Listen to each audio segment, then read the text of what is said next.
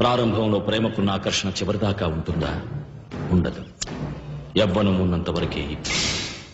పెళ్లి చేసుకుని పిల్లల్ని కనకపోతే నాలో లోపం ఉందంటారు, లేదా తనలో లోపం ఉందంటారు. పిల్లల్ని కని సరిగ్గా పెంచలేకపోతే సమాజం ఇద్దరిదీ లోపం ఉంటుంది.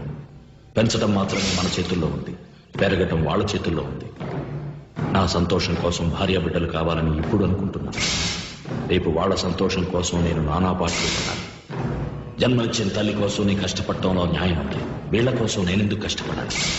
భార్య, బిడ్డలు, మామ, మరిది అనే బంధాల్లో కాలటం కంటే బండెడు కట్టెల్లో కాలటం ఎంతో మంచి.